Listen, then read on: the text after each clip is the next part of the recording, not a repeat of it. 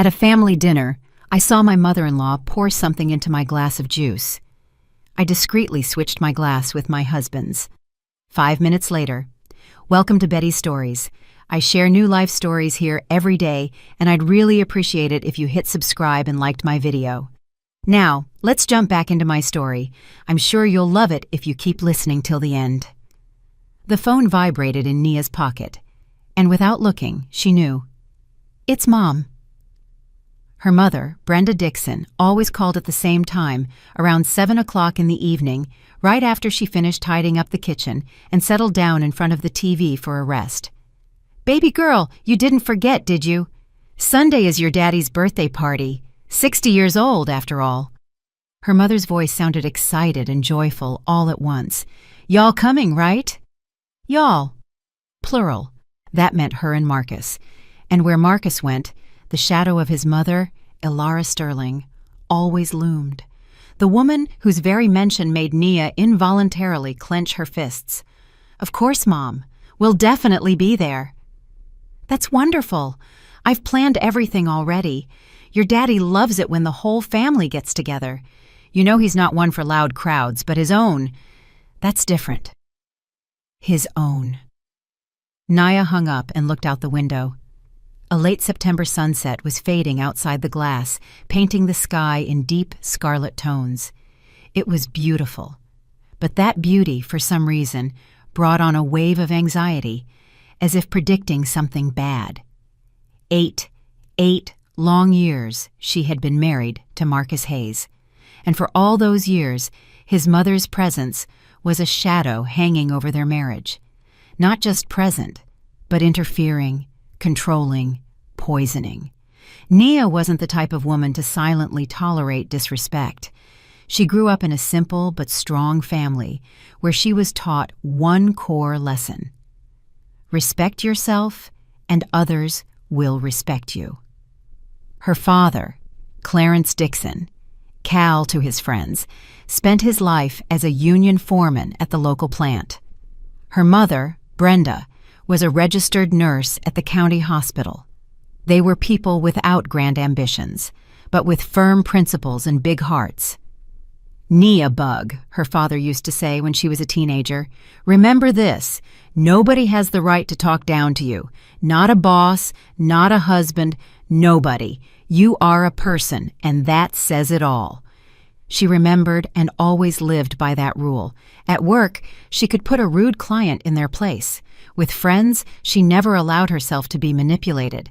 But with her mother-in-law, things were more complicated because Marcus stood between them. The man she loved, the man for whom she was willing to do a lot, but not everything. Their story began 9 years ago, on a regular Tuesday. Nia was working as a senior administrator at the Peachtree Dental Group, a high-end private clinic in Atlanta. It wasn't hard labor, but it was stressful. Constantly dissatisfied patients, demanding doctors, endless calls and scheduling. At least the pay was stable and the hours were good. Marcus came in with agonizing pain. A wisdom tooth had decided to flare up at the worst possible time, right before a major business trip. Nia was processing his chart and noticed him wince, pressing his palm to his cheek. "Does it hurt badly?" she asked, making sure her voice sounded professional, not sympathetic. "Tolerable." He tried to smile, but it came out as a grimace. "Though I'm lying, it's unbearable.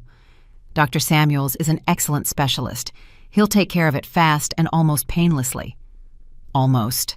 He raised an eyebrow. "Well, nothing is completely without almost in dentistry." Nia allowed herself a slight smile. He left an hour later, pain-free, but with her phone number. She didn't even understand how it happened. He simply asked, she answered, and everything felt perfectly natural. The first few months of their relationship were like a fairy tale. Marcus courted her beautifully. Flowers, upscale restaurants, romantic walks around the city. He was a department head at a major tech firm, earned good money, drove a brand-new Lexus ES sedan, and rented an apartment in a good neighborhood. By Nia's standards, he was a catch. "He loves you?" her mother would ask over the phone. "I think so, Mom." "You think so, or you know so?" "I know so, Mom. He says it every day. Saying it is fine, but words are just words. Watch his actions. Marcus's actions checked out too. He was caring, helpful, and supportive. When Nia was down with a nasty flu, he drove over every day after work, bringing medication and homemade chicken soup. When she had issues with her manager, he patiently listened to her complaints and offered advice. When she admitted she dreamed of getting her bachelor's degree, he immediately offered to pay for her online night classes. The perfect man? Almost, if it wasn't for one thing: his mother. Nia learned about the existence of Alara Sterling 3 months into their relationship. Marcus had mentioned his mother before, but only in passing. Mom called. "I'm stopping by Mom's. Mom asked me to drop this off." Nia didn't pay it much mind. Everyone has parents. But then Marcus said, "I want you to meet my mom. She's really insistent." Insistent? Nia was surprised. "She knows about me?" "Of course, I told her everything." "And what did she say?" Marcus hesitated, just for a fraction of a second, but Nia noticed it. "She said she wants to meet you, to look at the girl who conquered her son." The word conquered sounded strange. Not fell in love with him or made him happy, but conquered, as if Nia was a besieger, and Marcus was a fortress she took by storm. The introduction happened on a Sunday at his parents' estate in Buckhead. Marcus drove her there, and the entire ride Nia was nervous. It was silly, of course. She was a grown, independent woman. What did she have to be afraid of? The house was striking from the first glance. Huge, a 5-bedroom estate with soaring ceilings and ornate molding, antique furniture, crystal chandeliers, paintings in heavy frames.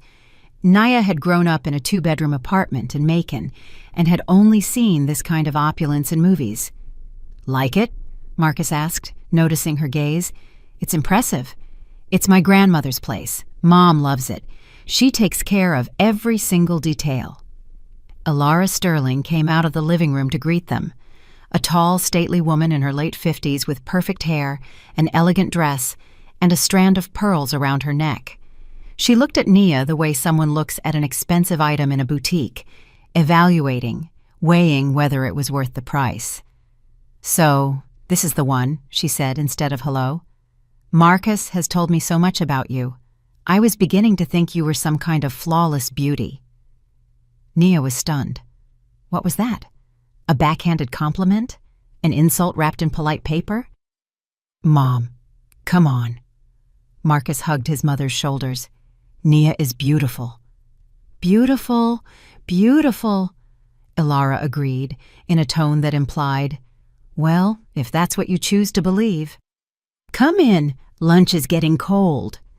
At the table, her mother-in-law gave Nia a full-scale interrogation. Where was she born? Where did she grow up? Who were her parents? Where did she go to school? Where did she work? Every answer was met with a slight raise of the eyebrow or a barely noticeable purse of the lips.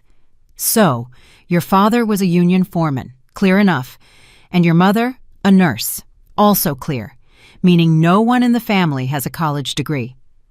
"I have my associate's degree," Nia replied, feeling the irritation bubbling up inside. "And I plan to enroll in night classes for my bachelor's." "You plan to?" Alara smiled condescendingly. "Oh, plans are nice. The main thing is seeing them through." "I will see them through." Nia looked her mother-in-law straight in the eye. "I'm used to getting what I go after." For a second, something like surprise flashed in Alara's eyes. She clearly hadn't expected the pushback, but she quickly regained her composure and changed the subject. After lunch, Marcus went out onto the balcony to make a call, and Nia was left alone with her mother-in-law. Alara poured tea from an expensive porcelain set, her hands moving with studied grace. "Nia," she began, without lifting her eyes from the cups, "I see you're a sharp young woman, so I'm going to be direct. Marcus is my only son. I raised him alone, without a father, and I poured everything into him. He is my life, my pride, my everything, and I won't allow just anyone to take him from me." "I'm not trying to take anyone from anyone," Nia answered calmly. "I plan to be with the man I love." Love. Elara finally looked up. Her eyes were cold, like a snake's. Sweetie, don't make me laugh. What love? You saw a man who was financially set and decided you hit the jackpot. That's not love. That's calculation. Nia slowly set her cup down. Her hands weren't shaking. She was proud of that. You don't know me, she said in an even voice, and you have no right to judge. I love your son. I love him, not his money, not his house, not his car.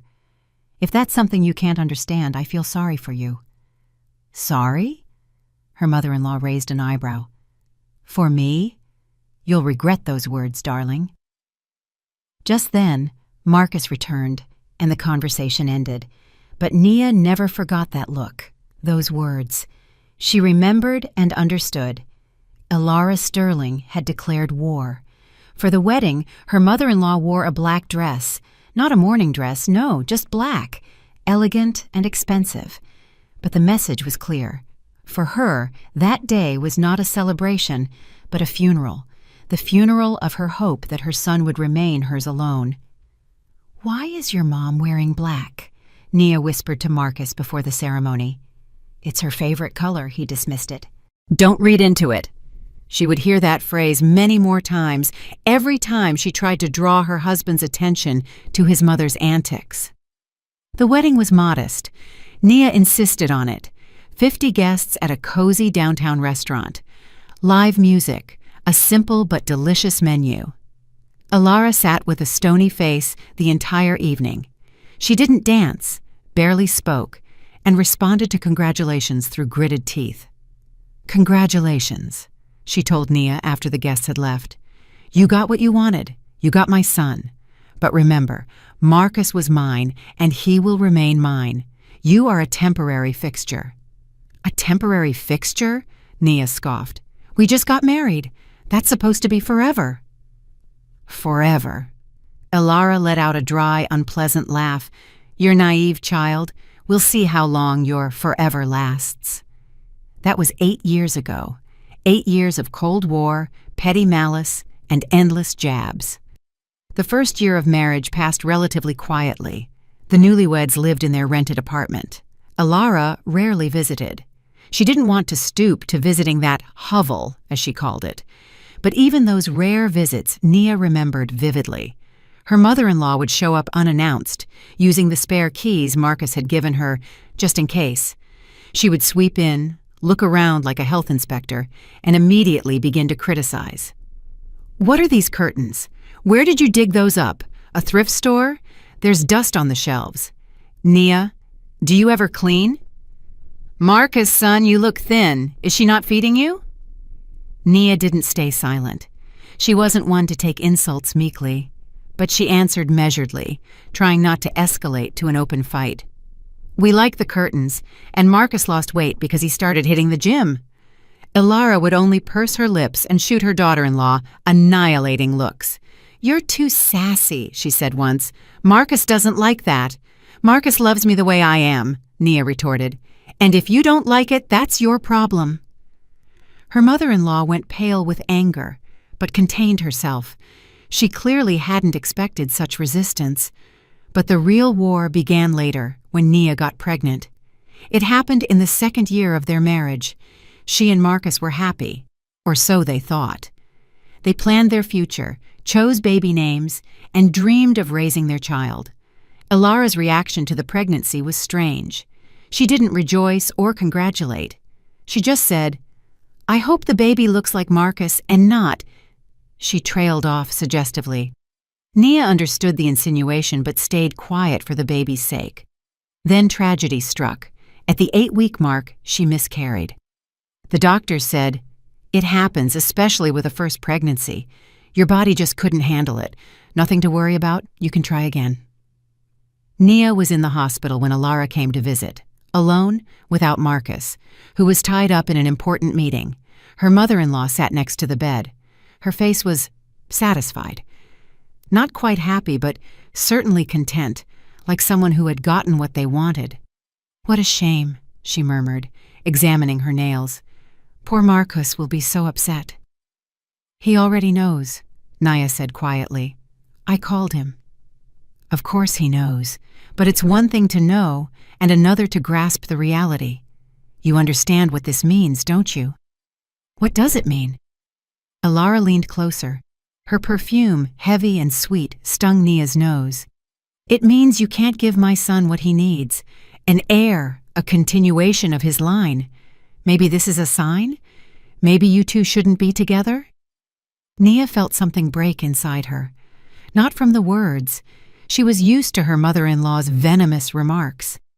It was the realization that this woman was genuinely happy about her grief, happy that she had lost her child. Get out, Nia said. Her voice was hoarse but firm. What? Get out, immediately. How dare you? Out! Nia lifted herself onto her elbows, ignoring the weakness and the pain. Get out of here, and if you dare tell Marcus one word of what you've said, I will tell him everything. Everything you've said to me over these years, every insult, every mean trick. Alara paled, stood up, smoothed her jacket, and walked out of the room. But before she left, she turned and hissed, You will regret this. Nia didn't tell Marcus anything. Not because she was scared, but because she didn't want to add to his heartbreak. He was already devastated by the loss of the baby. But from that day on, something changed. Nia stopped holding back. The next time Alara showed up unannounced, Naya met her at the door. Good afternoon. Next time call ahead. I have keys, her mother-in-law replied brazenly. You had keys. I'm asking Marcus to get them back. Try it. Naya tried it. And to her surprise, Marcus agreed.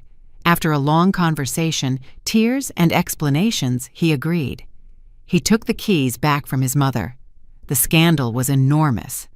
Alara cried, screamed, and accused Nia of every mortal sin, but she didn't get the keys back. It was Naya's first serious victory, and she realized that if she stood her ground, she could get results. But her mother-in-law wasn't about to surrender. She simply changed tactics. Instead of open attacks, she used subtle hints. Instead of crude insults, she offered sympathetic sighs. Oh, Marcus, you look so tired. Nia must be running you ragged with her demands. Son, I hear you two are having financial issues. Maybe Nia should find a better job, or just quit altogether and focus on the home, like a proper wife. Drip, drip, drip. These drops slowly but surely began to erode their marriage. In their third year, Nia enrolled in an online business program at the State University. She studied evenings and weekends, juggling it with her job. It was tough, but she managed. When Alara heard about it, she winced. Why do you need a degree? You should have another baby instead. A baby will come when we're ready, Nia replied calmly, and the degree is for my career. A career for a woman? How selfish. It's not selfish, it's common sense. In their fourth year of marriage, Naya graduated with honors and landed a job as a financial analyst at a major firm. Her salary doubled. She was proud of herself. Marcus, however, reacted strangely. He didn't rejoice or congratulate her. He only said, Mom thinks a woman shouldn't earn more than her husband. Mom thinks a lot of things, Nia retorted. But we live our life, not hers. I know, it's just, forget it. But she couldn't forget. With every year, Marcus became more and more like his mother. The same inflections, the same phrases, the same looks. Alara was slowly but surely molding him to her will. In their fifth year, Marcus's stepfather, the man who had raised him since he was 5 years old, passed away. Alara was widowed and became even more unbearable. She demanded constant attention, took offense at everything, and manipulated him with guilt. I'm all alone now, she would cry over the phone. Completely abandoned. My own son has left me. Mom, I haven't left you. I have a wife. Wife? That woman isn't family. She's using you. Naya would overhear these calls and grind her teeth, but she remained silent for Marcus's sake. In their 6th year, Alara attempted to move in with them temporarily. Until I recover from my grief. Absolutely not, Nia said firmly, but she's my mother. Marcus, if she moves in, I move out. Are you threatening me? I'm telling you the truth. I will not live under the same roof as your mother. That is non-negotiable. Marcus chose his wife, with difficulty and a huge fight, but he chose her. Alara remained in her house. It was another win. But the war continued. In their 7th year, her mother-in-law started a new campaign. She hinted to Marcus that he needed a normal wife, domestic, obedient, that Nia worked too much, cared too little about the house, and was too independent. She doesn't love you, son. She's using you for your money and status. Mom, that's not true. It is true, Marcus. You just don't want to see it. Marcus told Nia about this conversation, not to complain, but in a burst of honesty. But Nia took it as an alarm bell. She's telling you to find another woman, Nia said. And you just listened to it? I told her I wouldn't. But you didn't tell her to shut up. You didn't demand that she stop interfering in our lives. Nia, she's my mother. Marcus. She stepped close to him. I'm your wife. 7 years. 7 years I've put up with her stunts, her hints, her attempts to tear us apart. I'm not asking you to stop talking to her, but I'm asking you to defend me for once in your life, to stand on my side. I'll talk to her. You've talked to her 100 times. Nothing changes. So what do you suggest? Set boundaries, clear, firm ones, and if she crosses them, you cut contact. Cut contact with my own mother? Yes, until she learns to respect our marriage. That's impossible. Then our future is impossible too. It was an ultimatum. Nia understood the risk, but she saw no other way. Marcus chose a compromise. He talked to his mother and told her he would no longer tolerate insults directed at his wife. Alara quieted down for a while, but Nia knew it was the calm before the storm. Her mother-in-law was plotting something that would eliminate the hateful daughter-in-law once and for all. And now, in the 8th year of their marriage, they were heading home for her father's birthday party. 60 years old was a big deal. Her parents would be happy to see their daughter and her husband, but Alara was coming too, Marcus insisted. She wants to get to know your folks better, he explained. Better? They met at our wedding. Your mom wore black. That was 8 years ago. People change. Your mother doesn't change, and she never will. But Nia couldn't refuse. It would look strange. It was her father's party, a family celebration. Why shouldn't her mother-in-law attend? She didn't know that this trip would be a turning point, that the events of the next few days would flip everything upside down, and that she would finally see the true face of the man she'd been married to for 8 years. For now, she just packed her suitcase and pondered how strange life was. Sometimes it took years to understand the obvious, and sometimes all it took was one moment, one look, one action. Her moment of truth was coming. Nia arrived in Macon 2 days before the party. She wanted to help her parents prepare and just spend time with them alone, without Marcus and his mother. Her childhood home greeted her with familiar smells: her mom's baking, her dad's pipe tobacco, the geraniums on the windowsill. Everything here was the same as in her childhood. The same floral wallpaper, the same ruffled curtains, the same creaky floorboards in the hallway.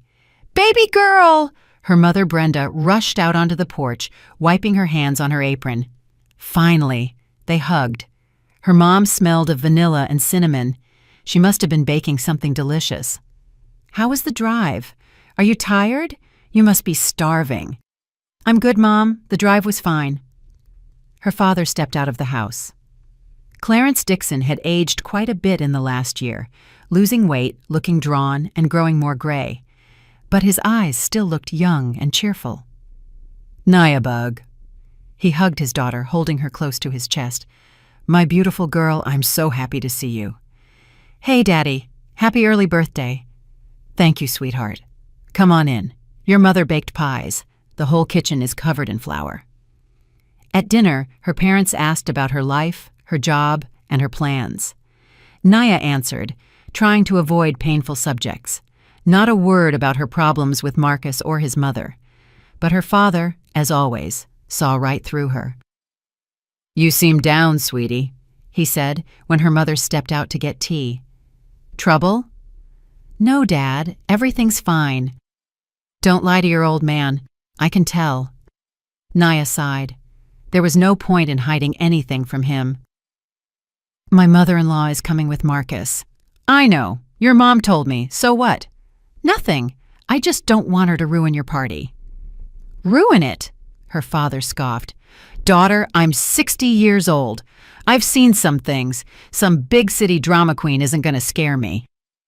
"Dad, she's not just a drama queen. She's—" Nia paused, searching for the right words. "She's hated me since day one and does everything she can to make Marcus and me divorce." Her father frowned. "I know. I remember her at your wedding in that black dress with a funeral face. I knew right away what kind of person she was. And you didn't say anything." "What could I say? You loved Marcus. You were happy. I didn't want to mess it up." "Maybe you should have." Her father shook his head. "No, baby girl. Everyone has to learn their own hard lessons. I could have warned you, but the decision would have been yours anyway." "Now I don't know what to do." 8 years, Dad. 8 years I've been trying to get along with that woman. And every time she finds a new way to cut me. And Marcus? What about him?" "Marcus," Nia sighed. "He's between a rock and a hard place. He loves his mother, he loves me, and he doesn't want to choose. He'll have to choose sooner or later." "I know, and I'm scared he'll choose her."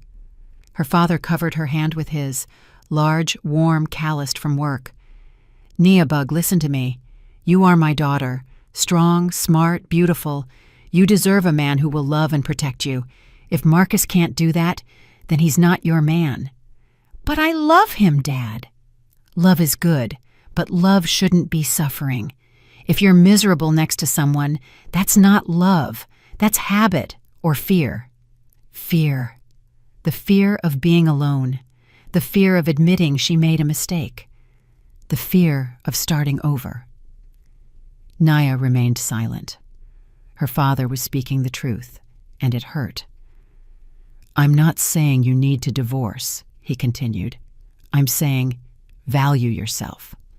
Don't let anyone, not your mother-in-law, not your husband, no one, humiliate you.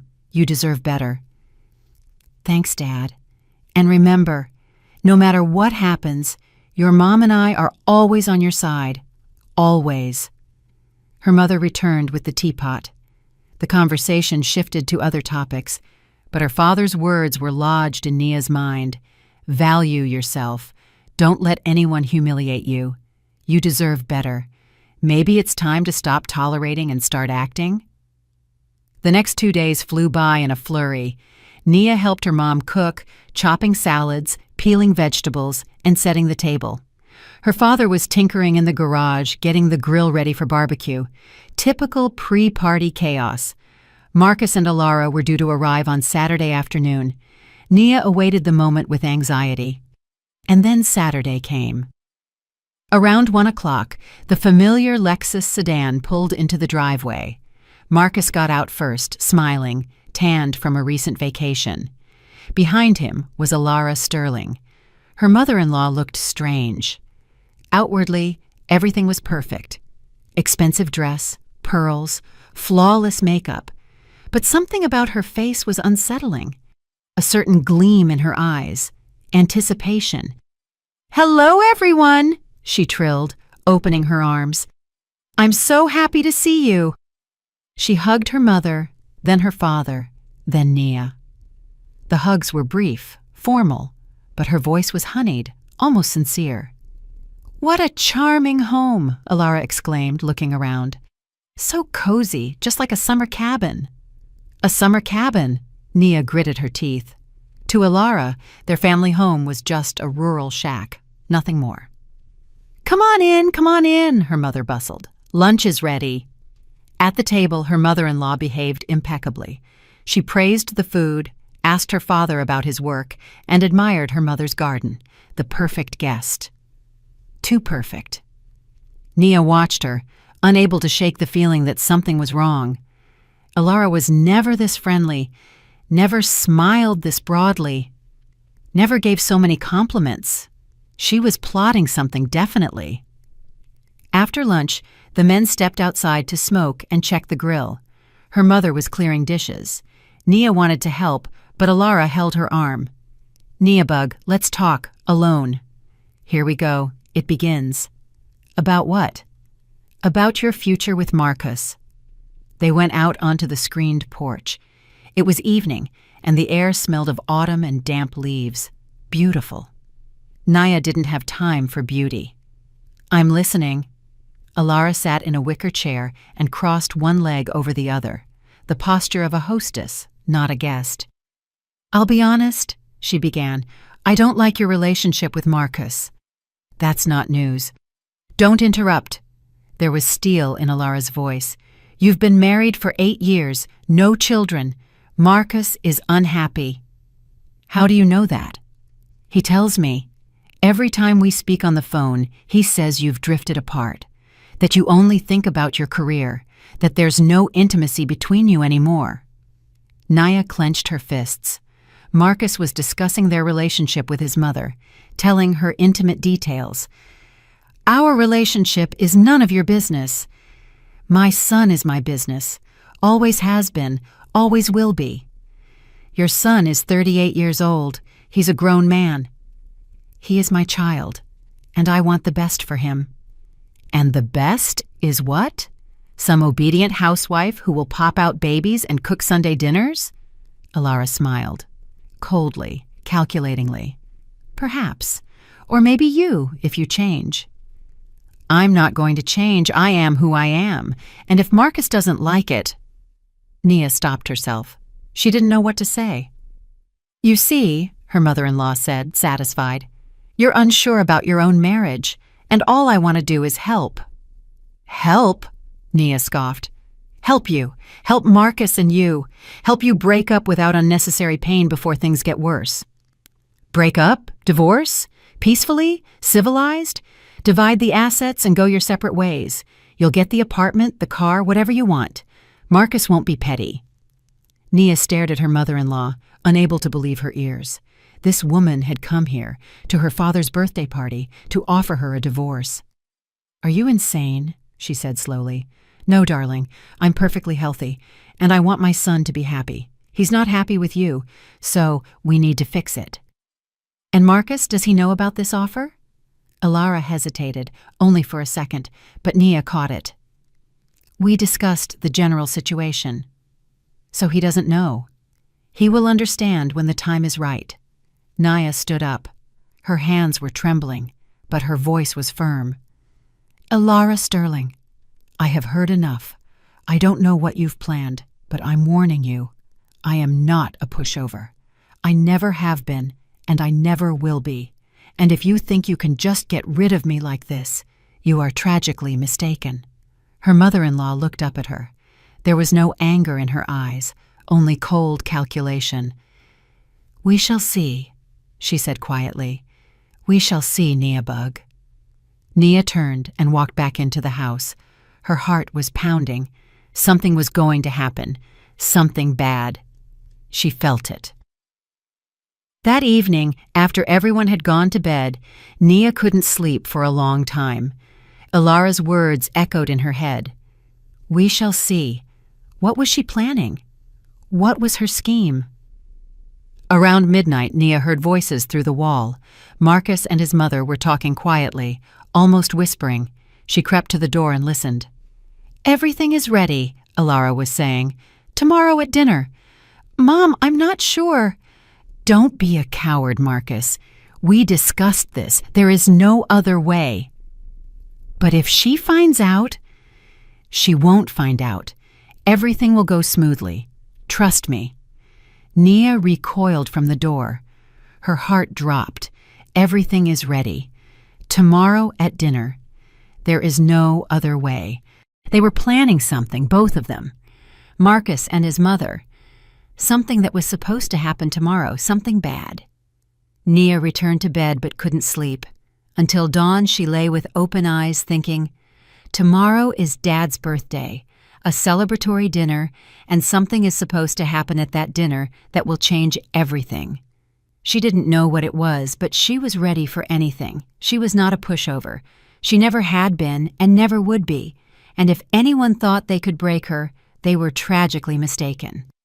Sunday morning began with the smell of fresh baking. Her mother had risen before dawn and was already bustling in the kitchen, baking pies, preparing salads, and setting the festive table. Her husband's birthday party was a serious affair. Nia had barely slept. The words she overheard the night before kept turning in her head. Everything is ready. Tomorrow at dinner. There is no other way. What were they planning?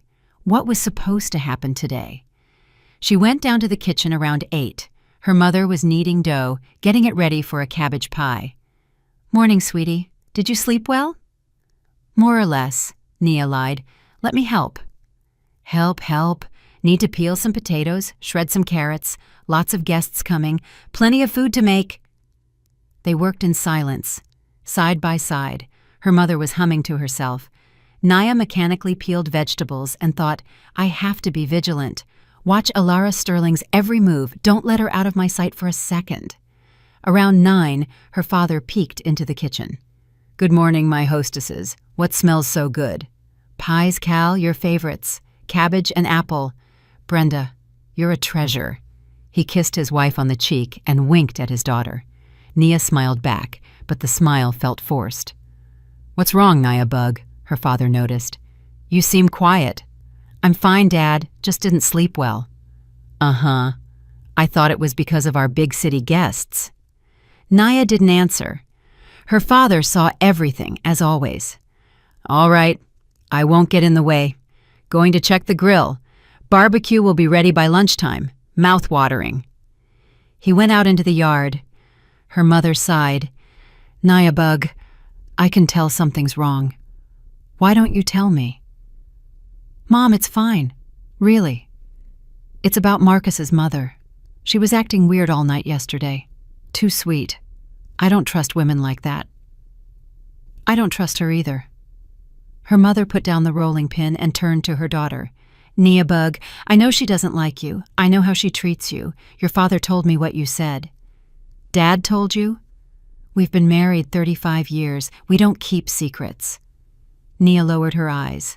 She didn't want to burden her mother with her problems before the party. "Mom, let's not today. Today is Dad's day. I don't want to ruin it." "Okay, sweetie, but know this. If that woman says one word against you, I won't stay quiet. I don't care what she thinks of herself." "Thanks, Mom." They hugged, short but warm. "All right, let's get back to work. Guests will be here by 2, and we're not even halfway done." Around 10, Alara Sterling appeared in the kitchen.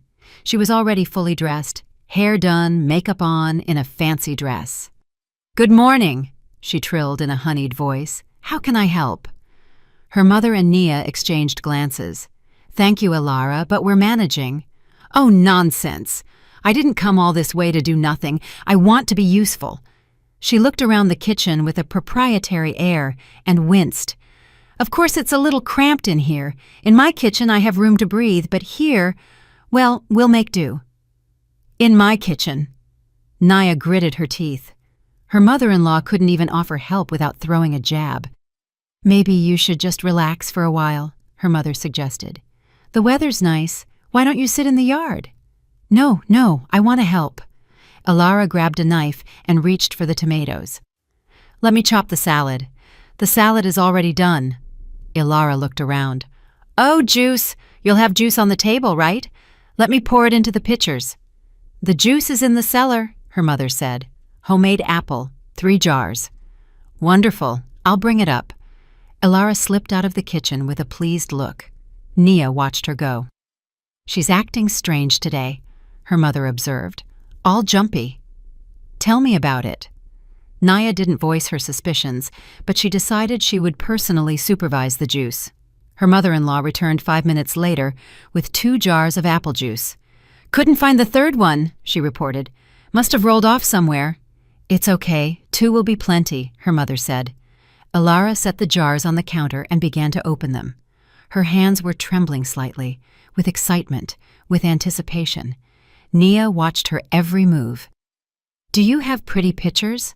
Elara asked. "We can't serve it straight from the jars." "Yes, in the china cabinet, the crystal ones from Grandma." "Oh, crystal, lovely." She took out 2 tall pitchers with etched patterns and began pouring the juice. Her movements were careful, even overly careful. Nia didn't take her eyes off her, but she didn't see anything suspicious. Elara simply poured the juice into the pitchers, capped them, and put them in the refrigerator. "Done," she announced with a smile. "What else?" "Thank you. Nothing more. Go relax." Her mother-in-law shrugged and left. Nia let out the breath she'd been holding. Maybe she was just overthinking things. Maybe that late-night conversation was about something else entirely. But her gut instinct screamed, "No, something is wrong here." By noon, the house was buzzing. Guests had arrived, the Smiths from next door with a bottle of homemade wine, Aunt Carol with a cake, Uncle Mike and his wife, Dad's colleagues from the plant. A small crowd, about 15 people. Her father hated large gatherings. Marcus helped move chairs and carry tables. He was unusually quiet and avoided looking Nia in the eye. "Is everything all right?" she asked, catching him in the hallway. "Yeah, sure. Just tired from the drive." "Marcus, can we talk?" "Later, okay? I don't have time right now." He walked away, leaving her alone in the hallway. Nia watched him go and felt that something between them was broken. Maybe it had been broken for a long time, and she was only just noticing. By 2:00, the table was set. A snowy white tablecloth, festive china, a bouquet of dahlias in the center. Her mother had truly outdone herself. Salads, appetizers, a hot dish, pies, everything her father loved. The guests sat down, and the toasts began. "To the birthday boy," Uncle Mike proclaimed. "To Clarence Dixon. May he stay healthy for another 100 years. "Thanks, Mike. 100 years is a lot, but I'll take 20 more." Laughter, the clinking of glasses, a festive atmosphere. Nia sat next to Marcus, across from Elara Sterling. Her mother-in-law was in high spirits, joking, laughing, joining in the toasts. The perfect guest. Too perfect. After the main course, her mother suggested a break. "Let's take a little breather. We'll cut the cake soon." The guests stood up from the table. Some went out for a smoke, others strolled through the garden. Aunt Carol went to the kitchen to help Mom. Nia remained at the table. She needed to think. Several hours had passed and nothing had happened. Maybe she was wrong? Maybe that talk the other night was about something else entirely? "Nia Bug," her mother-in-law's voice broke her thoughts. "Can you help me?" Elara was standing by the china cabinet with a tray in her hands. "With what?" "We need to pass out the juice to the guests. Your mother only has 2 pitchers. It's awkward. Let's pour it into glasses and set them out." "Okay." Nia stood up and walked over to the cabinet. Elara was already taking out the glasses. Simple, clear glass, all identical. 6 of them. "Get the pitcher from the fridge," Elara commanded. "I'll wipe these glasses." Nia went to the kitchen, opened the fridge, and took out the pitcher of juice. When she returned, her mother-in-law had already lined up the glasses on the tray. "Go ahead and pour," she said. "I'll carry them." Nia began pouring the juice. Her mother-in-law stood next to her, watching the process carefully. "This glass is for me," Elara suddenly said, pointing to the one farthest left. "Just a small amount. I'm on a diet." "All right. And this one," she pointed a finger at the glass on the right. "That's for you. Fill it up. You love your mom's juice." How does she know that? Nia had never told her. "How did you know?"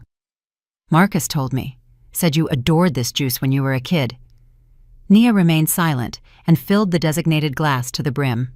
"That's lovely," Elara smiled. "Now the rest." When all the glasses were full, her mother-in-law picked up the tray. "I'll take these out, and you can—" She looked around. "Oh, we forgot the napkins. Bring the cloth napkins from the kitchen." "The paper ones are on the table." "No, those are paper.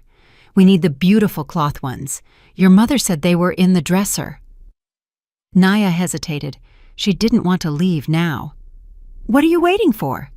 Her mother-in-law hurried her. "Go on, I'll set the drinks out." There was nothing she could do.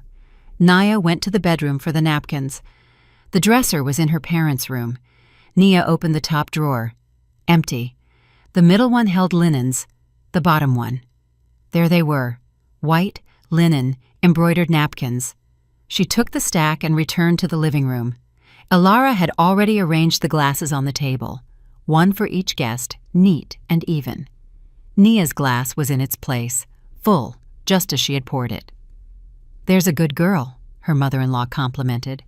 "Put the napkins down and sit. The guests are coming back now." Nia placed the napkins and sat in her seat. She picked up her glass of juice, raised it to her lips, and froze. Something was wrong. She looked at the glass. A normal glass, normal juice, nothing suspicious.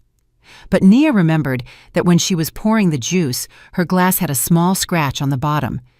She'd noticed it briefly when she placed it on the tray. The scratch wasn't there now. It was a different glass. Her heart leaped. Nia slowly put the glass back on the table. Elara Sterling had switched the glasses. While Nia was getting the napkins, she had switched them. Why? The answer was obvious. There was something in this glass, something that wasn't in the others. Nia glanced at her mother-in-law. She was sitting across the table, watching her with poorly concealed anticipation. A slight smile played on her lips. She was waiting for Nia to drink. The guests began returning, taking their seats, picking up their glasses of juice, and thanking the hosts for the treat. "Delicious juice," Aunt Carol praised. "Brenda, did you make this yourself?" "I did, Carol. Apples from our own trees." "I need to write down that recipe." Nia didn't drink.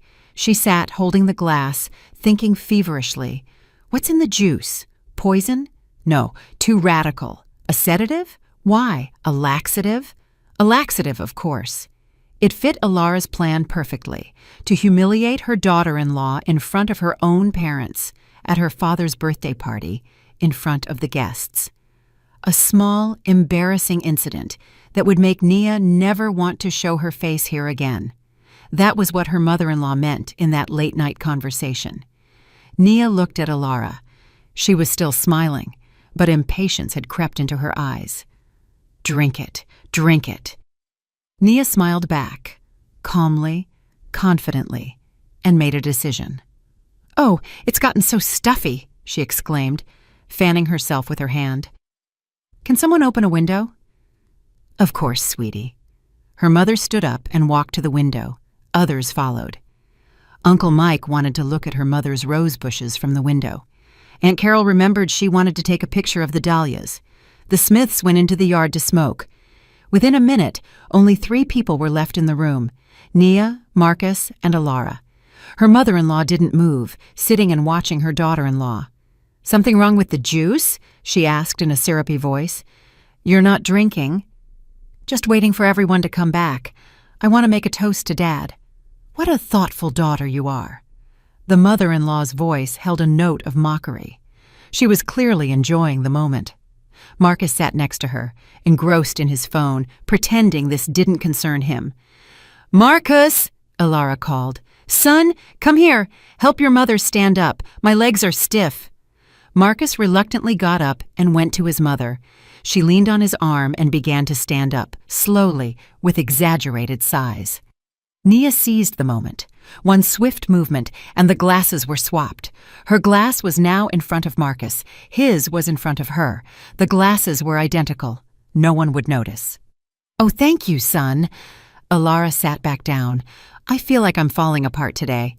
She glanced at the table. The glasses were in their spots, from her perspective. Nia picked up her new glass and took a sip. Delicious juice. Pure. No additives. This is so good," she said, looking Elara in the eye. "Mom's juice is the best." Elara broke into a wide smile. "Drink up, dear. It's good for you." The guests began to return, taking their seats and their glasses.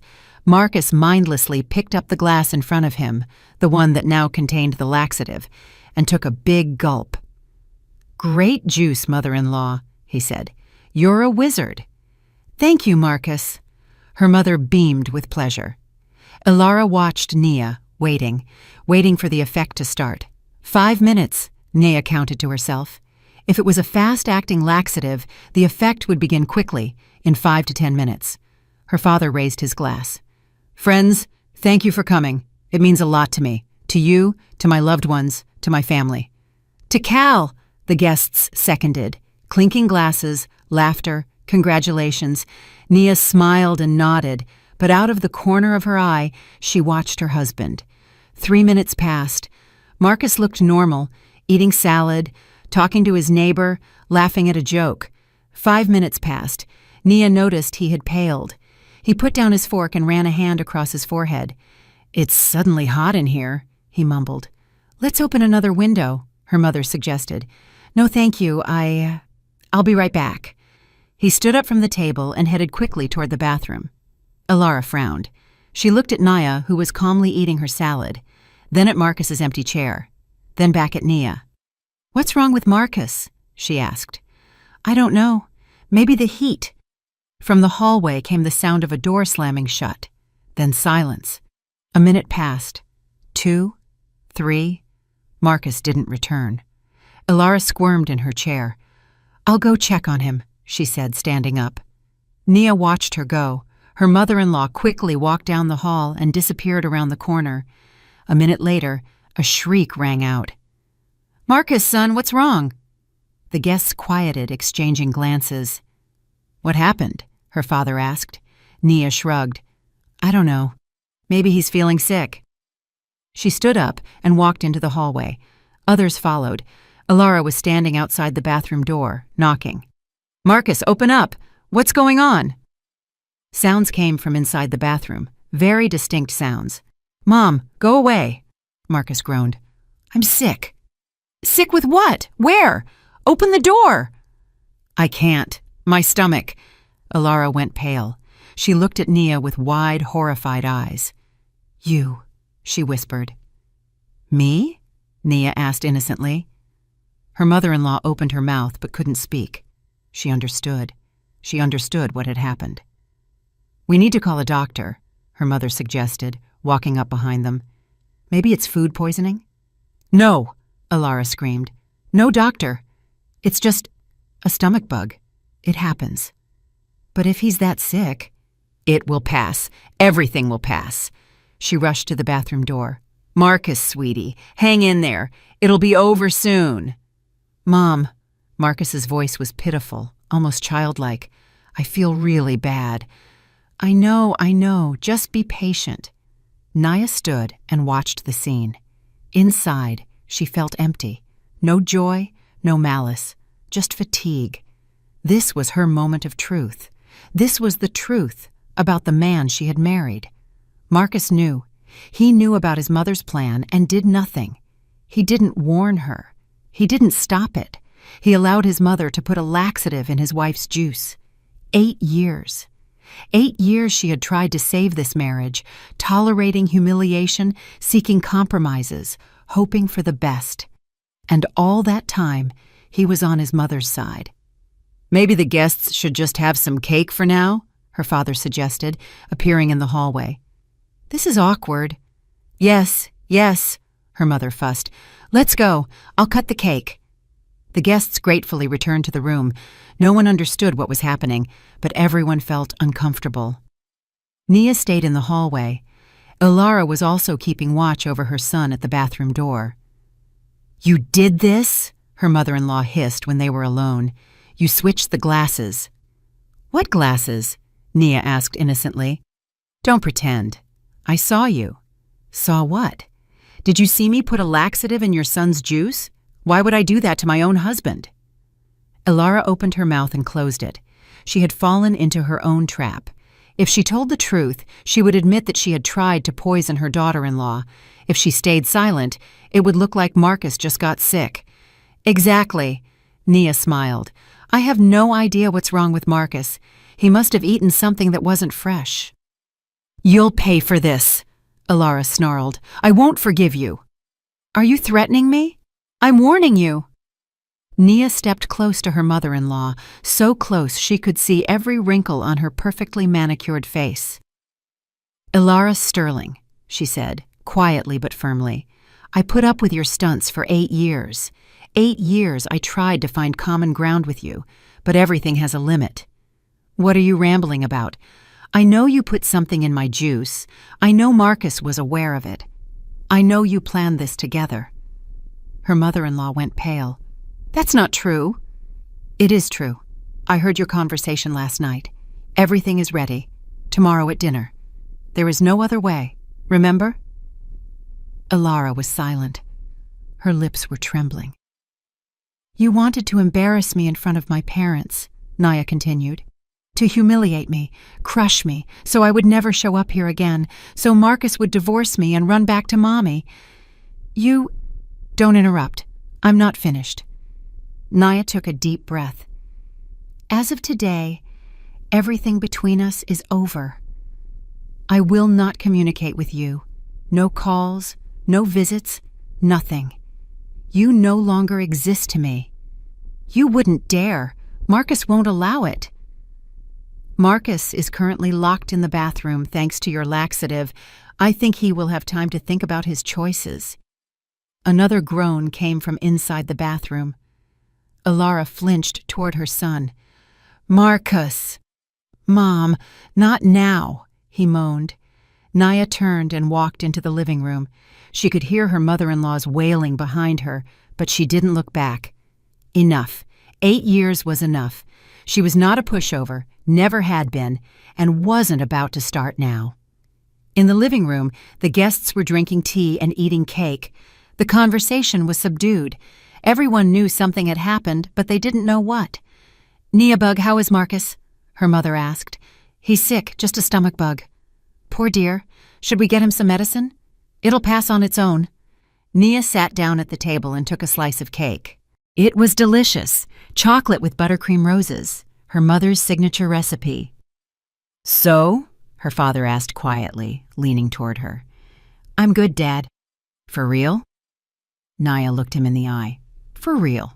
Actually, better than good." Her father nodded. He understood, in his own fatherly way. "If you need anything, your mom and I are right here." "I know, Dad." "Thank you." Marcus appeared half an hour later, pale, drawn, with wet hair. He must have washed his face. Ilara trailed behind him, supporting him by the elbow. "Marcus, maybe you should lie down," she fussed. "I'm fine, Mom. I'm okay." He sat at the table, avoiding Nia's gaze. He took a glass of water and drank. "How are you, son-in-law?" her mother asked sympathetically. "Feeling better?" "Yes, thank you. I'm sorry I ruined the party." "Didn't ruin anything. It happens. Health comes first." Ilara sat in her seat. Her face was set in stone. The party continued, but the atmosphere had changed. Something lingered in the air. Tension, unspoken words.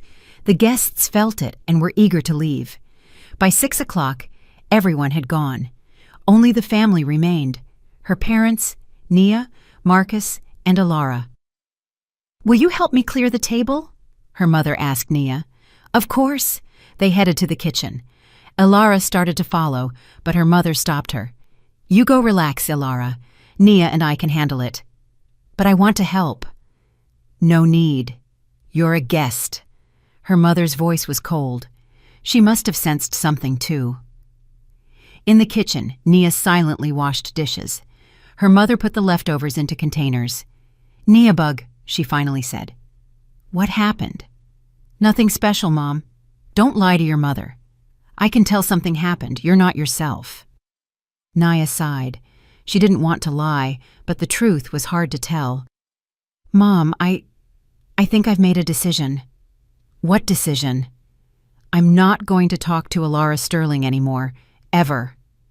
Her mother froze, container in hand. "What did she do?" "Mom, I don't want to talk about it. Not today. I'll tell you later. I promise." Her mother looked at her for a long time, then nodded. "All right. But know that I'm on your side, no matter what." "I know, Mom. Thank you." They finished cleaning in silence. When they returned to the living room, a strange quiet reigned. Her father was sitting in his chair, reading the newspaper. Marcus was on the sofa, looking at his phone. Ilara sat opposite him, back straight, lips pursed. "We need to leave," Nia announced. "We have an early start tomorrow." "Already?" Her mother sounded disappointed. "Why don't you spend the night?" "No, Mom. I need to get back to Atlanta." Marcus looked up. "I thought we were driving back tomorrow." "You can stay. I'm driving back tonight." "Alone?" "Yes." Silence fell. Everyone sensed that these simple words hid something much larger.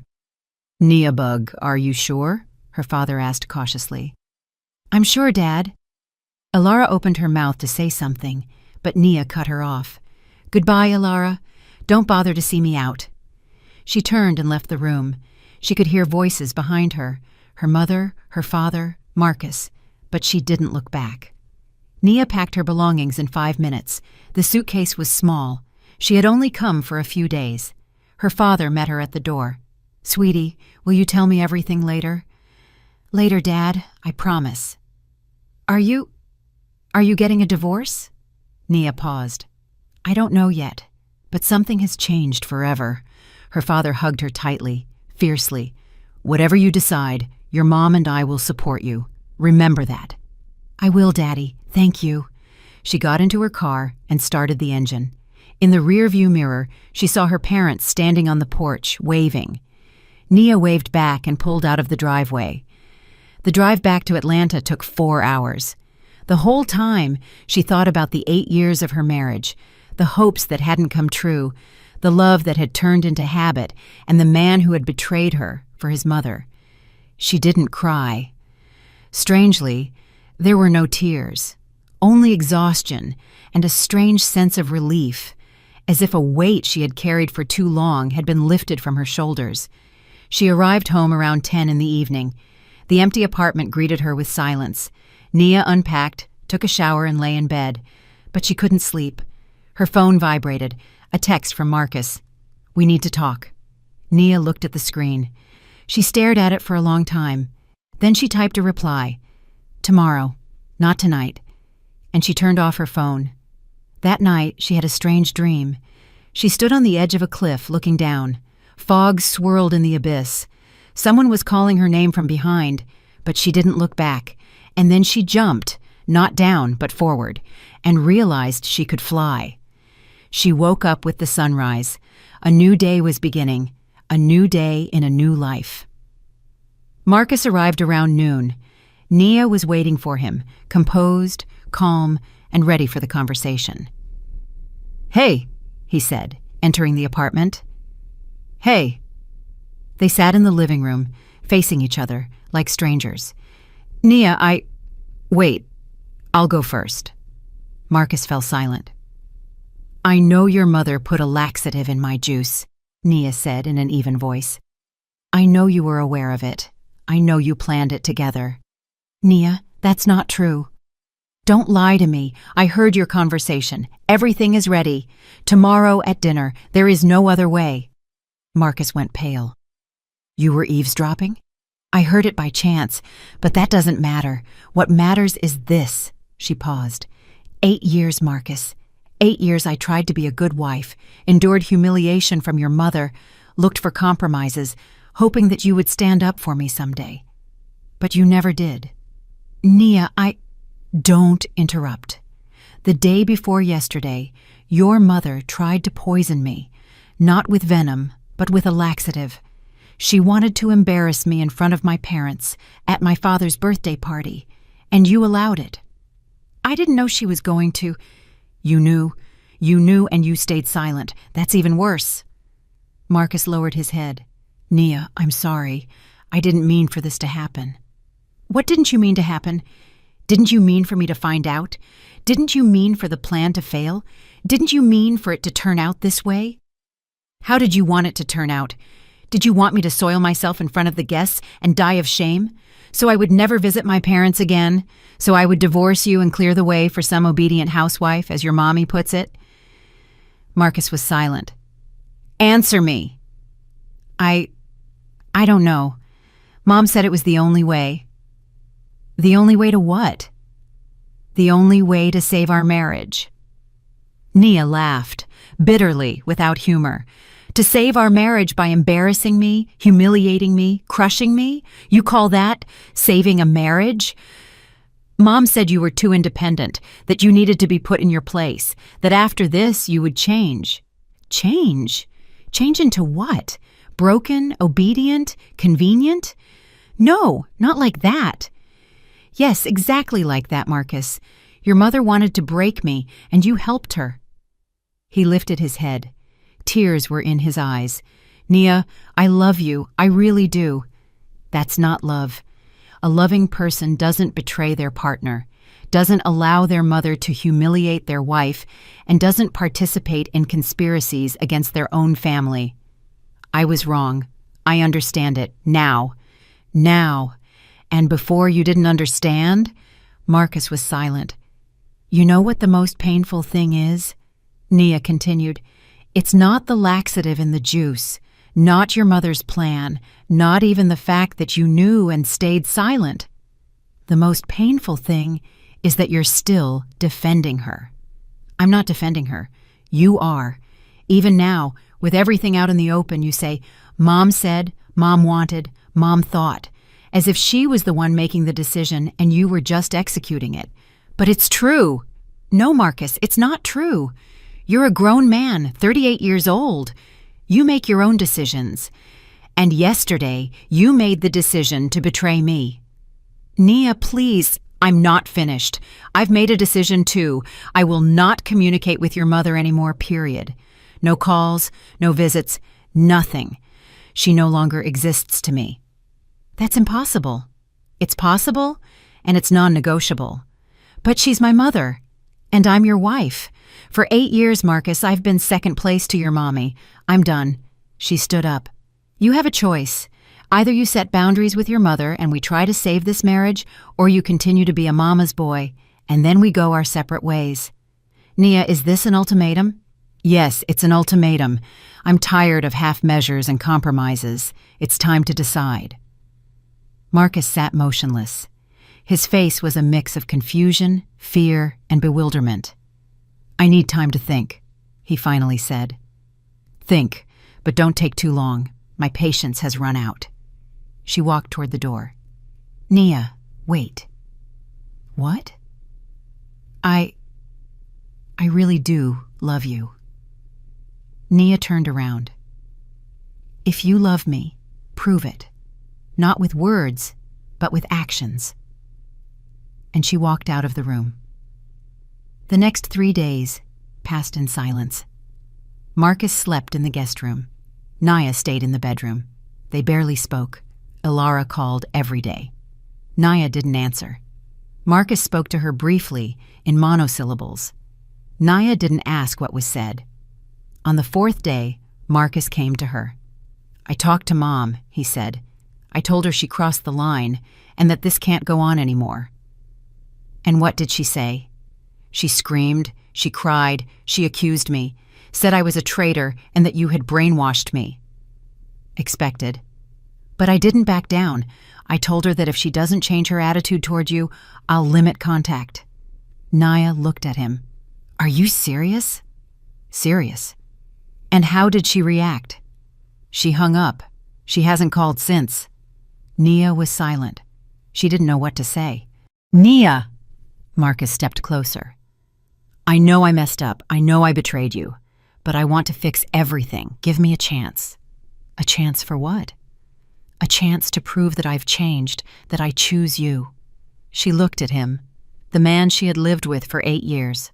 Handsome, successful, smart, and yet so weak. Marcus, one conversation isn't enough. You understand that, right? I understand. Your mother will try to regain control. She'll manipulate, pressure, threaten. Are you ready to resist that? I am ready. Really? Yes. I'm tired of being caught between you two. I'm tired of being torn apart.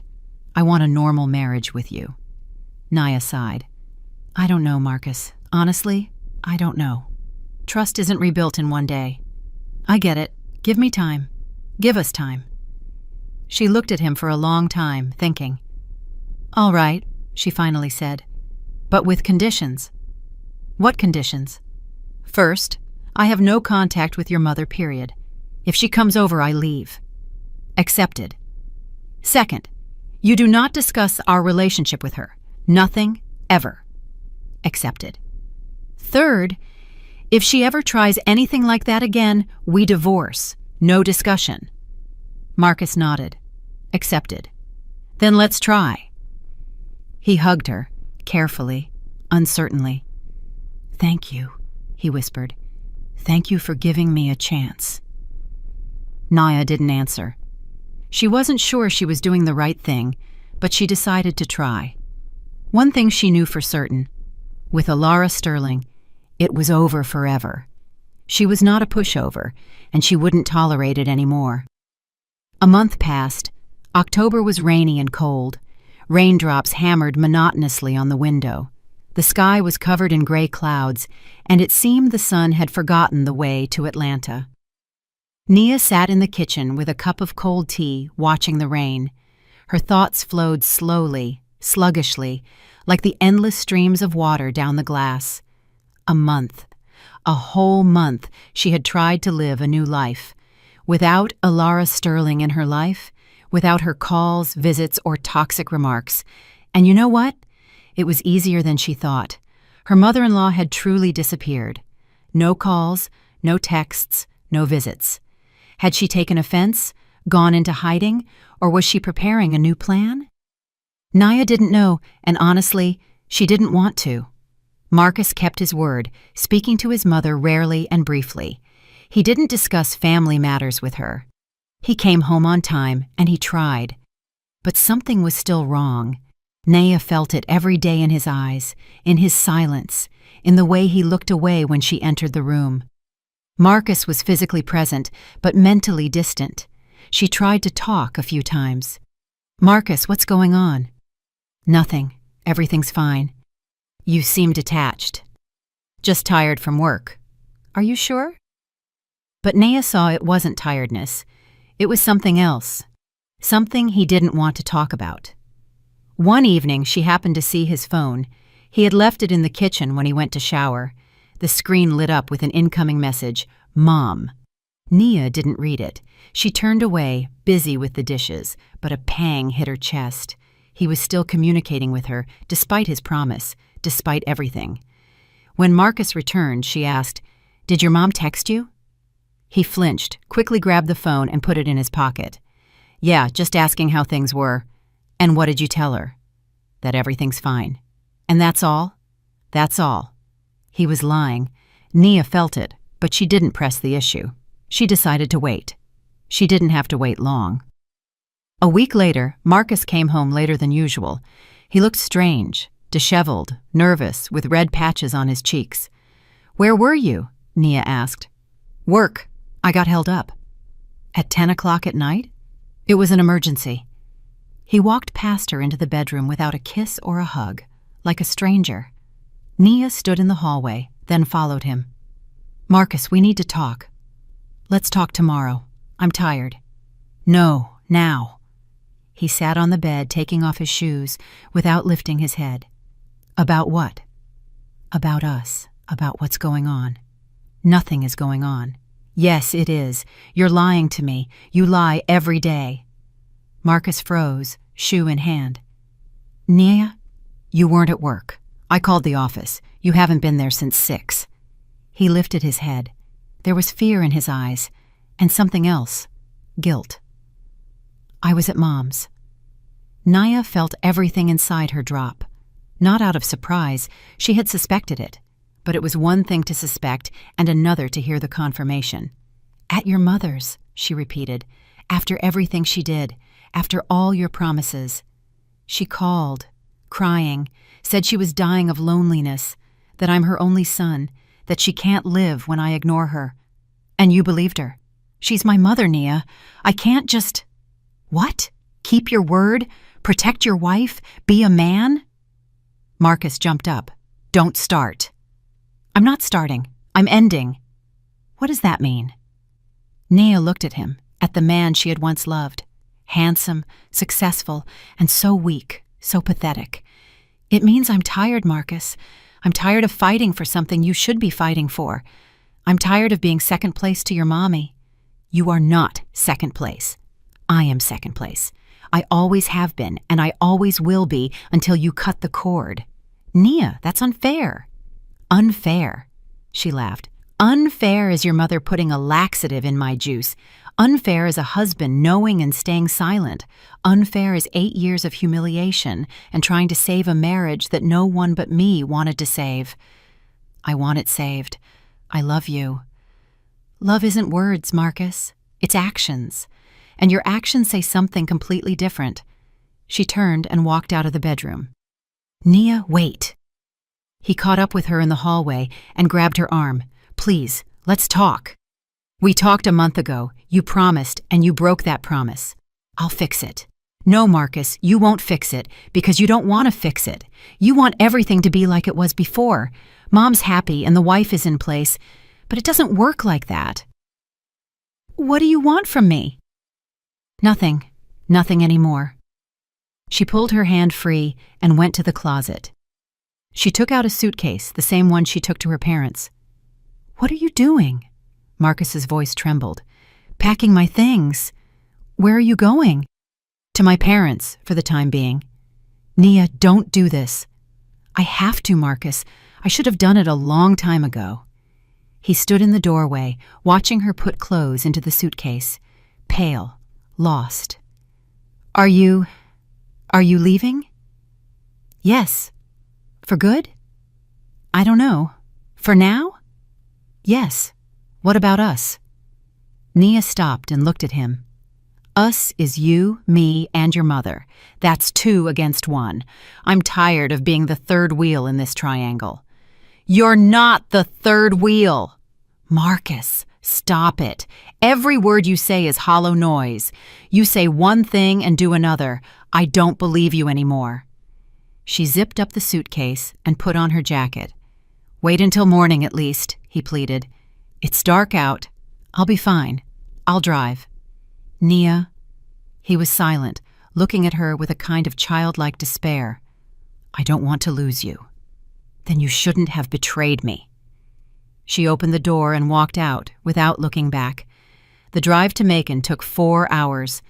The freeway was almost empty at night. Only a few trucks roared past, spraying the car with water. Nia drove and thought about 8 years.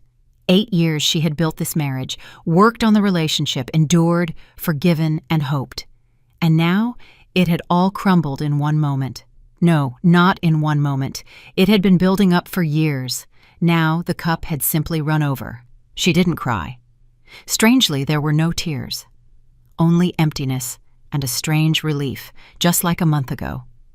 Her parents weren't surprised by her arrival. They opened the door, hugged her, and ushered her inside. No questions, no accusations. Go to sleep, sweetie, her mother said. The morning is wiser than the evening. Thanks, Mom. We're here for you, always. Nia lay down in her old room, in her old bed. Nothing had changed here since her childhood. The same floral wallpaper, the same curtains, the same plush teddy bear on the shelf. She closed her eyes and instantly fell asleep. In the morning, there was a long talk over breakfast. Nia told them everything from the beginning: the birthday party, the juice, the glasses, the month of attempts, and last night's breakdown. Her mother listened silently, occasionally shaking her head. Her father frowned and clenched his fists. That scumbag! He couldn't hold back when Nia finished. Both of them, the mother and the son. Cal, don't swear, her mother admonished. How can I not swear? They tormented our girl for 8 years. Dad, I'm the one to blame, Nia said. I should have left earlier. You're not to blame. You loved him. You wanted a family. That's normal. Normal is when you're loved back. And I was tolerated, at best. Her mother took her hand. Nia Bug, what are you going to do? I don't know yet. Probably file for divorce. Are you sure? Yes. There's no point in dragging it out. Marcus won't change. He'll always choose his mother. What if he comes to his senses? Nia shook her head. Mom, he's come to his senses 100 times, and every time he went back to his mommy. It's a vicious circle. Her father stood up from the table. Daughter, whatever you decide, we support you. If you want, stay here as long as you need. If you want, we'll help you get an apartment in Atlanta. The main thing is for you to be happy. Thank you, Daddy. And if he stopped himself. If Marcus dares to come here and try to push you around, I'll talk to him man to man. Dad, don't. I have to. Should have done it a long time ago. Nia smiled, for the first time in a long time, genuinely. I love you both. And we love you, sweetie. Always. Marcus called 3 days later. Nia looked at the screen for a long time, then finally answered. Hello? Nia, how are you? Fine. You're at your parents'? Yeah. Can we talk? Talk. A pause. He was clearly preparing for something else. I thought a lot these last 3 days. Haven't slept much, and you were right about everything. I'm a mama's boy, a coward, not a real man. Nia was silent. I called Mom, Marcus continued. Told her we're getting a divorce. You told her? Yes. And you know what she said? What? That it was about time, that you didn't deserve me, that now I'll finally be free. Nia scoffed. Expected. And what did you say to that? I told her off. For the first time in my life, I told her she ruined my marriage, that because of her, I lost the only woman I ever loved, that I don't want to see her anymore. Nia couldn't believe her ears. Are you serious? Serious. She had a fit, of course, crying that I'm ungrateful, that she dedicated her whole life to me, that I'm killing her, but I didn't back down. For the first time, I didn't back down. Marcus, Nia, I know it's too late. I know you don't trust me anymore, and you're right not to, but I want you to know, I finally realized it. I don't know if that changes anything, but I had to say it. She listened to his voice, tired and broken, and didn't know what she felt. Joy, relief, regret. Marcus, I'm not coming back. I know, it's not because I don't love you. I loved you for a long time, but I burned out. You understand? I understand. A pause. Thank you for telling me, Nia said. About your mom, that matters. Yeah, too bad it's too late. Too bad. Nia, I really did love you. I just didn't know how to show it. I know. Goodbye, Marcus. Goodbye. She pressed the disconnect button and sat for a long time with the phone in her hand. Outside the window, the sun was shining for the first time in days. The divorce was finalized 3 months later, quickly, without drama. Marcus didn't contest the assets. He left Nia the apartment and the car. She didn't claim his money, only taking what was hers. Alara Sterling never resurfaced. No call, no letter. She must have decided that her daughter-in-law, her ex-daughter-in-law, was no longer worth her attention. Thank goodness. Nia remained in Atlanta. Her job, her friends, the city, all kept her here. But every weekend, she drove to her parents', helped her mom in the garden, listened to her dad's stories, and breathed the clean country air. Her father quickly recovered after his birthday. He joked that the stress from the big city snake had only toughened him up. Her mother shook her head but smiled. "Nia Bug, have you thought about getting remarried?" she asked cautiously one day. "Mom, I just got divorced." "So what? You're young, beautiful. You have your whole life ahead of you." "Maybe someday, not now." "Just don't shut yourself off. Not all men are like Marcus." "I know, Mom." She really did know. She just wasn't ready yet. In the spring, Nia signed up for Spanish classes.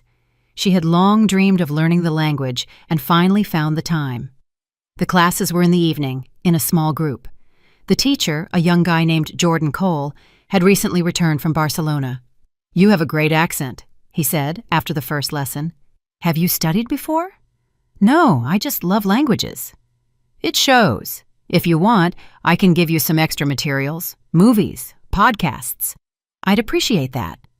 They started talking, first about school, then just generally. Coffee after class, walks through the city in the evening, conversations about everything. Jordan was different. Nothing like Marcus. Open, cheerful, independent. He earned his own money, made his own decisions, and built his own life. His parents lived back in North Carolina. He saw them a couple of times a year and didn't see that as a tragedy. "Don't you miss them?" Naya asked.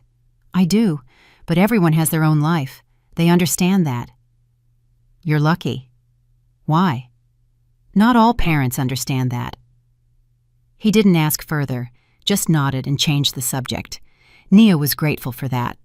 By summer, they started dating, carefully, slowly. Nia was afraid of repeating past mistakes. Jordan didn't pressure her. "I feel good when I'm with you," he said one day. "I don't need anything more than that." "Me too." "Then let's just be together. No labels, no grand plans, just together." "Deal." Her parents met Jordan in July. He drove down to Macon with Naya for her mother's birthday. Her father looked him over from head to toe and grunted. "At least he looks like a man, not like the last one." "Dad!" Naya exclaimed. "What? I'm telling the truth." Jordan laughed. "Clarence, I'll do my best to earn your trust." We'll see. But it was obvious her father liked him, and her mother did too. "He's a good boy," she whispered to Nia in the kitchen. "Hold on to him." "Mom, we just started dating." "So what? I married your daddy 3 months after we met, and we've been together 36 years. Those were different times. Times change, people stay the same. When you meet your person, you feel it. Naya was silent. She wasn't sure Jordan was her person, but she felt good when she was with him. And for now, that was enough. In the fall, exactly 1 year after the infamous birthday party, Nia returned to her parents' home, alone. Jordan was in Madrid for a conference. They sat on the porch in the evening, drinking tea. September was warm, almost summery. "A year has passed," her mother said thoughtfully. "Time flies." "It sure does." Her father shook his head. "A lot has happened." Nia looked at them, older, grayer, but so familiar and comforting, and felt her heart fill with warmth. "Thank you," she said. "For what?" Her mother was surprised. "For everything. For being there, for supporting me, for not judging me." "Sweetie, we're family. What else would we do?" "It's not always like that. I've seen otherwise." Her father covered her hand with his. "Nia Bug, you are our pride. Always have been, always will be. No matter what happens, remember that." "I remember, Daddy." They sat in silence, watching the sunset. Red, enormous. It slowly sank below the horizon, painting the sky in gold and crimson tones. "Beautiful," her mother whispered. "Yes, very." Nia thought about the past year, what she had gone through, the pain, the disappointment, the loneliness, and what she had gained in return: freedom, peace, herself. She was no longer Marcus's wife. She was no longer Alara Sterling's daughter-in-law. She was no longer part of someone else's story. She was just Nia, her parents' daughter, a woman who knew her worth, and that was the best thing that could have happened to her. The phone rang unexpectedly. Nia looked at the screen, an unfamiliar number. "Hello?" The voice was female, unfamiliar. "This is Lucille, Alara Sterling's neighbor." Nia's heart skipped a beat. "What now?" "I'm listening. I feel awkward calling, but Alara is in the hospital. A stroke. The doctors say it's bad. And what does that have to do with me?" She asked me to call you. She wants to see you before, well, you know." Naya was silent. "Hello? Can you hear me?" "I hear you. Which hospital?" "County General ICU." "All right, I'll come." She hung up and looked at her parents. They had overheard the conversation. "You're going?" her father asked. "Yes." "Why?" "I don't know. Maybe to get closure." Her father grunted. "Smart words, but essentially right. Go on, but don't let her wound you again." "I won't, Dad. I'm not that person anymore." She arrived at the hospital 2 hours later. County General, old buildings, worn walls, the smell of bleach and medicine, ICU on the 3rd floor. They didn't want to let Nia in, but she insisted. "She asked for me. Tell the doctor." 10 minutes later, she was led into the room. Alara was lying in bed, hooked up to IVs and monitors, gaunt, pale, with sunken cheeks. She looked like an old woman to Nia, though she was only 65. "You came," her mother-in-law whispered when she saw her. Her voice was weak, barely audible. "You came. I didn't think you would." "Me neither." Nia sat on the chair next to the bed. She looked at the woman who had poisoned her life for so many years and felt nothing. No anger, no pity, emptiness. "Why did you ask for me?" Alara closed her eyes. Her lips trembled. "I wanted to say that I'm sorry." Nia couldn't believe her ears. "What?" "I'm sorry. For everything." Her mother-in-law opened her eyes. They were filled with tears. "I was wrong. All along. From the very beginning. Why are you telling me this?" "Because I'm dying. The doctors don't say it, but I know. I feel it. I wanted the best for Marcus. I thought I was protecting him from you, from everyone. And in reality," she coughed, "in reality, I ruined everything. His life, yours, mine." "That's true. I know. Now I know." She held out her hand, thin, with protruding veins. "Forgive me, Nia. Please." Nia looked at that hand, the hand that had put the laxative in her juice, the hand that had pointed to the door, the hand that had taken 8 years of her life, and she took it. "I forgive you." Alara began to cry, softly, silently. Tears rolled down her cheeks and disappeared into her gray hair. "Thank you," she whispered. "Thank you." "I'm not doing this for you," Nia said. "I'm doing it for myself, to let go." "I understand. And it doesn't mean I forgot. I haven't forgotten, and I won't forget. But hatred is too heavy a burden. I don't want to carry it anymore." Alara nodded. "You're strong. You always were." "I saw that, and I was afraid." "Afraid of what?" "Afraid you would take Marcus, that he would love you more than me. Silly, right?" "Yes, it's silly. A son shouldn't have to choose between his mother and his wife. I understand that now. Too late, I understand." "Better late than never." Her mother-in-law gave a weak smile. "You're not even angry now. There's no point in being angry at a dying person. Thank you for your honesty." "I'm tired. I have to go." "Wait." Alara squeezed her hand. "Marcus, how is he?" "I don't know. We don't talk." "He's alone. Completely alone. I pushed him away too. After the divorce, I yelled at him. He stopped calling." "That's not my problem." "I know. But maybe call him? Tell him I'm here." Alara's voice was barely a whisper. "Please. Last request." "All right. I'll call him." She freed her hand and walked to the door. "Nia." She turned around. "Be happy. You deserve it." Nia nodded and left. In the hallway, she leaned against the wall and closed her eyes. Her heart was pounding. Her hands were shaking. She had forgiven. Truly forgiven. Not for Alara Sterling's sake, but for her own, to finally let go of the past and move on with her life. She called Marcus from the car. He answered immediately, as if he had been waiting. "Hello?" "Nia, hi. Your mom is in the hospital. County General, ICU. A stroke." A long, heavy pause. "She asked you to call?" "Yes." "Thank you for telling me." "You're welcome." "Nia, how are you?" "Good." "Really?" "Really.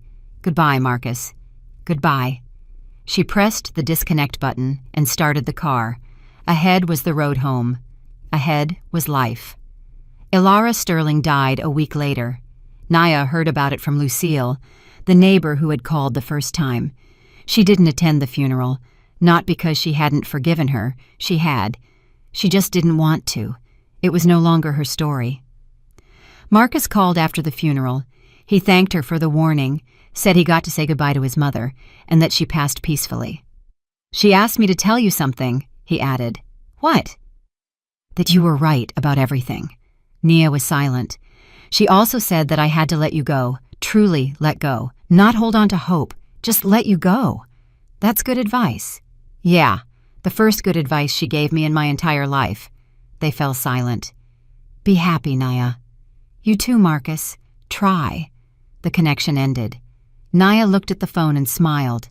It was over. Finally over. 8 years of struggle, pain, and disappointment. 8 years of trying to be someone she wasn't.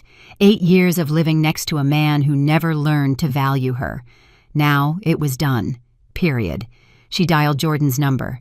"Hey, how's the conference?" "Great. I'm flying back tomorrow. I missed you." "I missed you too. What are you doing?" "Looking at the sunset. It's so beautiful." "Take a picture for me. Seriously." "Nia, I love you." She smiled wide and heartfelt. "I love you too. See you tomorrow." "See you tomorrow." She hung up and walked onto the balcony. The sun was setting behind the rooftops, painting the sky in gold and crimson tones. Beautiful. Very beautiful. Nia stood and watched the sunset. For the first time in a long time, she felt truly free. Free from the past, from resentment, from other people's expectations. She was not a pushover, never had been, and never became one. She fought for herself, for her dignity, and for her right to be happy, and she won. I'm really glad you're here and that I could share my story with you. If you liked it, show me by liking the video and subscribing to my channel. Let's see how many of us there are. Write in the comments which city you're watching from and what time it is. I'm so curious to know where all you wonderful people are tuning in from. If you want to support me a little extra, you can also send a small donation. I share new life stories for you every single day. And now, 2 of my most popular stories will pop up on the screen so you can choose what to watch next.